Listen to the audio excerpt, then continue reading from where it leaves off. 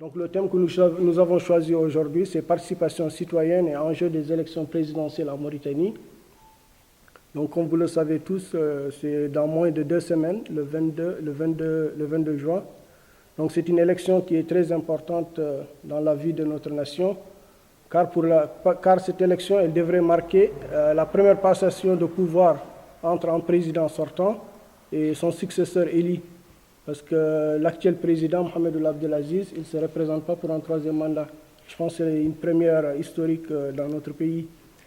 Donc c'est une élection aussi qui suscite un vif intérêt au sein de la population, aussi bien au niveau national qu'au niveau international. Et cet engouement se traduit par la mobilisation, la forte mobilisation pour l'inscription sur les listes électorales.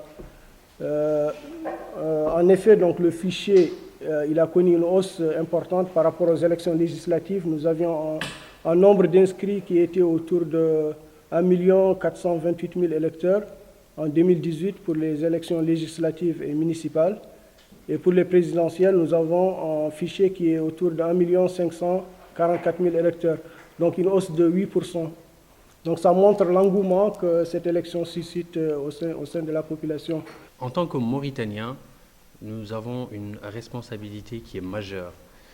Aujourd'hui, il nous faut changer notre pays. Un citoyen qui ne s'inscrit pas sur les listes électorales, un citoyen qui ne vote pas, c'est un citoyen qui doit tout simplement observer et laisser faire jusqu'aux prochaines échéances.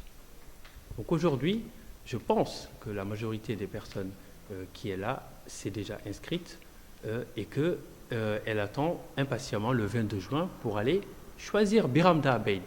Là, il faut choisir, c'est le numéro 3, c'est très simple, il faut choisir. L'équipe de coordination vous expliquera tout à l'heure, peut-être en théorie, comment voter, mais il faut choisir Biramda Abeid tout simplement parce qu'il incarne ce changement dans son discours. Il n'a pas évolué, il n'a pas modifié son discours, il n'a pas